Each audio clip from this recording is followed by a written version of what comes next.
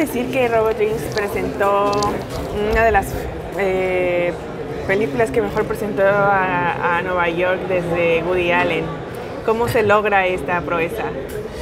Bueno, la verdad es que desde el principio para Pablo, el director, era esencial representar de manera fidedigna el Nueva York que él había vivido, ¿no? Él estuvo viviendo allí 10 años y aunque fue en los 90 y la película transcurre más en los 80, sí que queríamos pues, respetar eso y dar un poco esa sensación de ese Nueva York perdido, ¿no? Que también enlaza mucho con el tema de la película, ¿no? De la pérdida, de seguir adelante, de cómo evolucionamos todos, ¿no? Y sí que buscábamos ese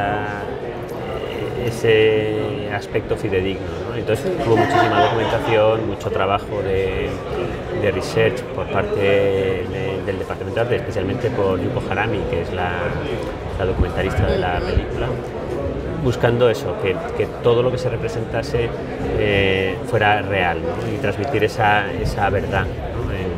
en la película.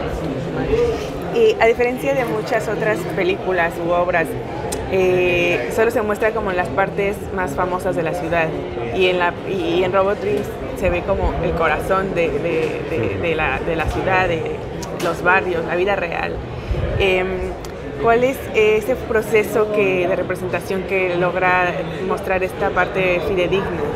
Pues gran parte es la propia experiencia de Pablo, del director, y de saber qué sitios quería poner, ¿no? Porque hay un poco también de eso, de la parte turística, ¿no? Que hay especialmente al principio, en una especie de videoclip en el que se traba la amistad de los personajes, pero también de la vida cotidiana, ¿no? Y pues el subterráneo, o sea, el subway, las calles, el propio barrio, el East Village, que es sucio, hay de todo, es como es. Y como era en aquella época, quizá más limpio de lo que era en aquella época, ¿no? Pero sí que había esa necesidad de buscar ese espíritu, ¿no?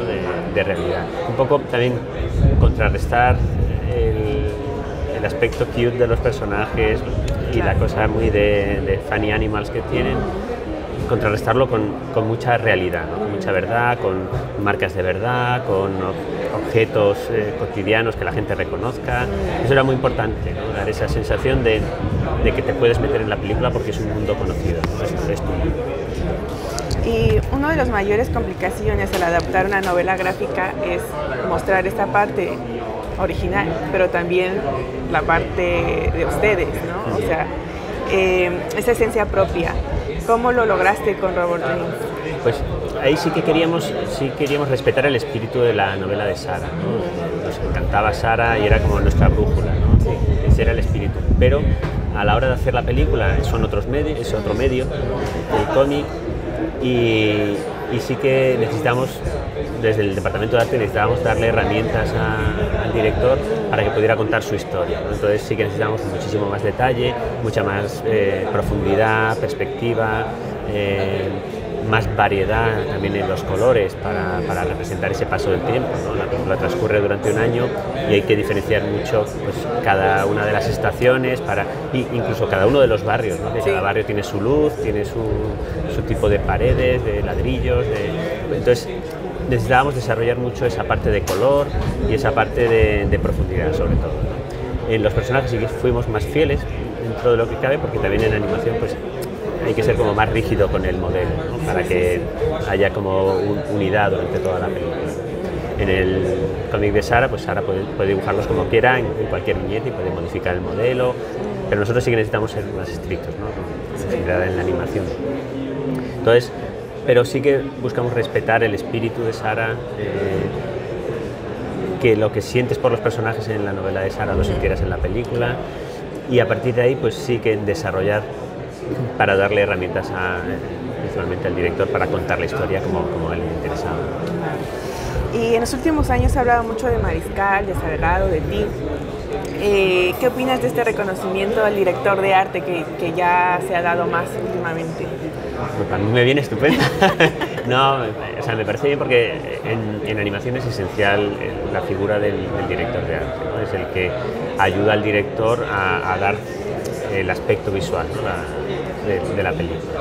Entonces, es importante que se reconozca, pero también es verdad, o sea, también se está reivindicando esa figura del director de arte, no solo en el mundo de la animación, sino también en el mundo de imagen real, ¿no? de cine de imagen real, y se están creando asociaciones, porque es verdad que no se sabe bien qué es lo que hace. Yo cada vez que doy una charla tengo que explicar qué hace el director de arte, ¿no? ¿Qué es? En general, porque la perspectiva del público en general, si no público especializado de animación, no sabe cómo es el proceso de una película de animación y entiende, pues bueno, que la gente se pone a dibujar directamente, ¿no? Pero claro, hay un proceso inicial de búsqueda de cómo se quiere contar esa película y qué aspecto se quiere en esa película, ¿no? Entonces ahí es donde entra la figura del director. Entonces está bien que se reconozca un poco por ponerlo en valor, ¿no? ese trabajo. Y además del director de arte o de la dirección de arte, Robot Dreams también contribuyó a dar visibilidad a otras partes muy importantes de la animación en esta línea, como por ejemplo el storyboard de Macajil o el sonido de Fabiola Orodoyo. ¿Qué opinas de este logro de Robot Dreams? No, claro, eso también es Pablo, que se rodea de la gente que quiere y después es generoso reconociendo pues, el valor de todo de su equipo. Sí. Entonces, Pablo suele contar que en su primera película no quería que nadie le hiciera sugerencias de nada, pero se dio cuenta de la tontería que es eso, y yo creo que les pasa a todos los directores, ¿no? Primera película estás como más en guardia y es tu obra, y después te das cuenta de que es una obra colectiva, tú eres la cabeza, pero hay que dejar espacio, ¿no? Y Pablo deja mucho espacio a la creatividad de todos y eso contribuye a mejorar la película, ¿no? Entonces después también Pablo es generoso en reconocer la contribución de sus colaboradores.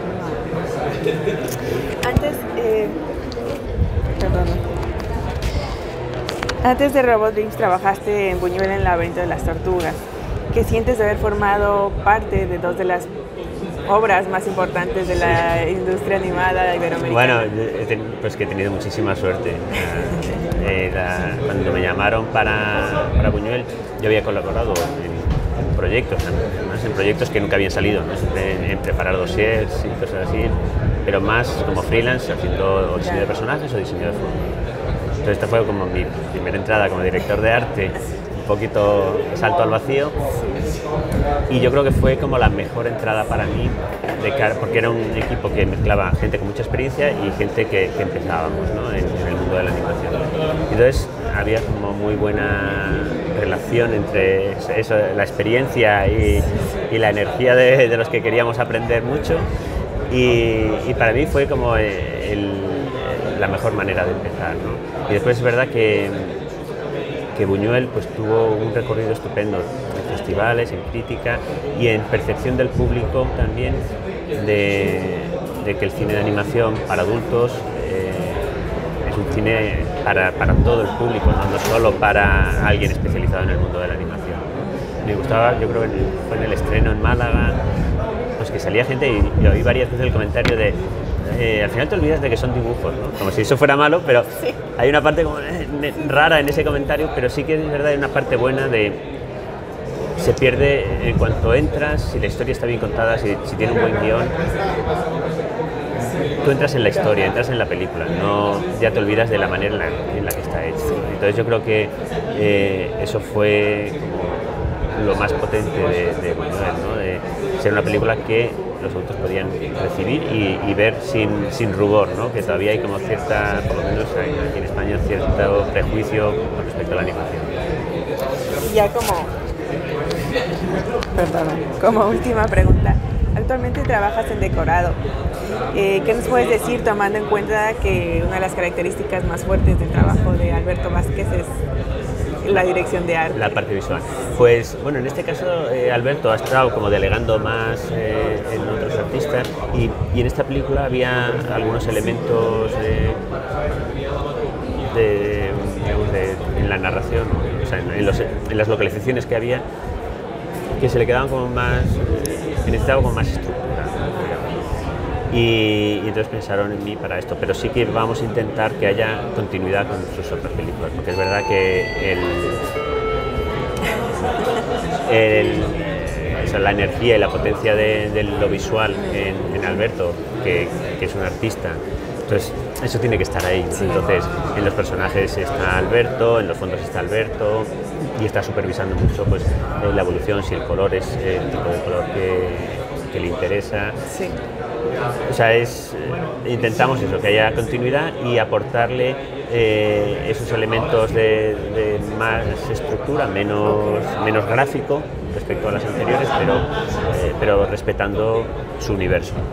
Es un poco, en cada película pues hay que adaptarse a lo que busca el director, ¿no? En Buñuel, con Salvador Simó, que también venía del mundo de la ilustración, que él es dibujante, pues también tenía ideas muy claras y había que adaptarse un poco a eso. Con Pablo no viene del mundo del dibujo animado, entonces pues había que darle otras herramientas, y con Alberto pues es también distinto. Alberto tiene muy claro por dónde tiene que ir la cosa, entonces pues bueno, vamos dirigiendo un poco por ahí el trabajo de los artistas. Pues